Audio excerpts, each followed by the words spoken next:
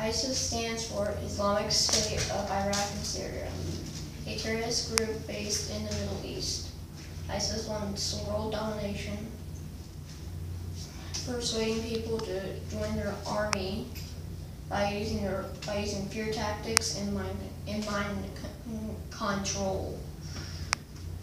The U.S. and U.K. have a drone program located in the Middle East that gathers intelligence on ISIS for future assaults. On the ISIS stronghold, the location is in the middle of nowhere, literally. And if you want more, it is a few-hour drive next to nearest commercial airport surrounded by desert. Why can't we not know where this is? Because of security purposes, and it's top secret, and we don't want the information falling into the wrong hands. There are approximately 4,000 troops based there, or based at the top secret base. On the side of the base is a temporary hangar where 3 armed Reaper drones, which are controlled by remote controls,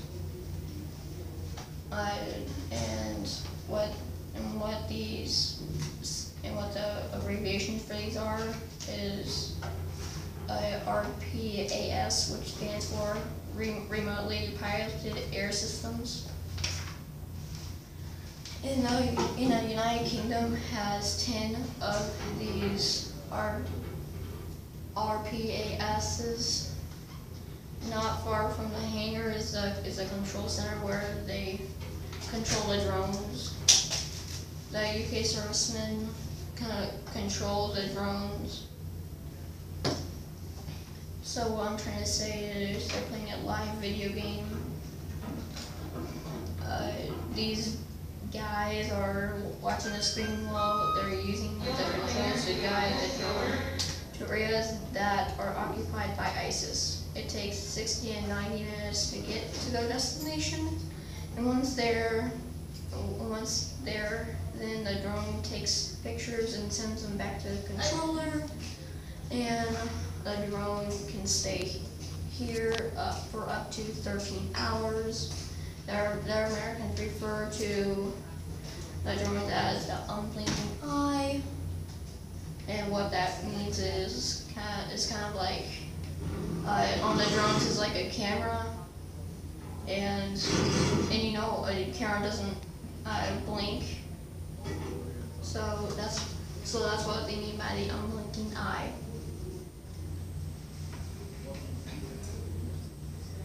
And the drone can take a live feed at any time, and so that when they do a live feed, they can know what ISIS is up to.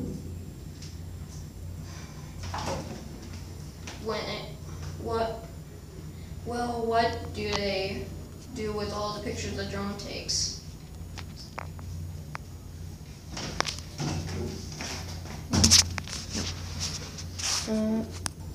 We had some confusion with the recorder. So back to what I was saying. What do they do with all the pictures the drone takes? Well, they use it to better understand how ISIS acts, where they go and what they do, and how they act. And then personnel at Creech Air Force Base and at RAF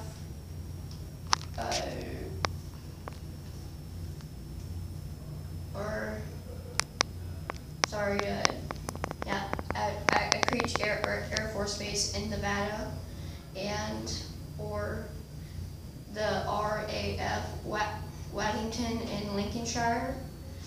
Both those, or just one, review the data that the drone takes.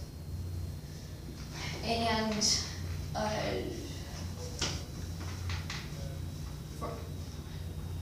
then they decide whether if airstrikes or assaults are needed. This is a thorough legal process where all the group has to agree if the airstrike or assault is legal. If they decide that they're going to strike, and if it's a go, a pilot can refuse if the time isn't right. So one scene is the pilot can refuse not to do an airstrike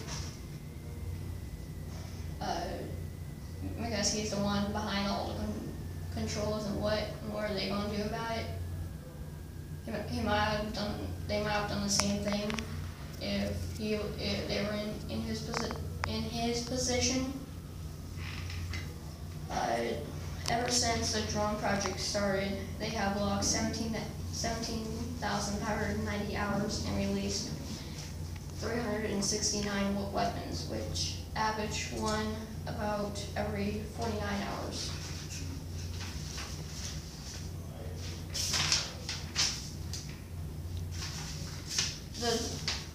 So back to the drone program. The drone program is punching a hole. So kind of like it's punching a hole in the ranks of ISIS by getting rid of a lot of key members. ISIS has grown to an estimated 6,000 troops in Iraq,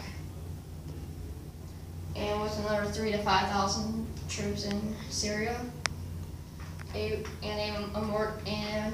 majority of are coming from the Southern Republic of Chechnya, France, Britain, and other European countries. And some are coming from the United States. ISIS is so extreme and their methods are very brutal. They killed the American journalist James Foley on camera to make a point. And ISIS is so extreme, Al-Qaeda doesn't want to be associated with them. He thinks that they're too brutal.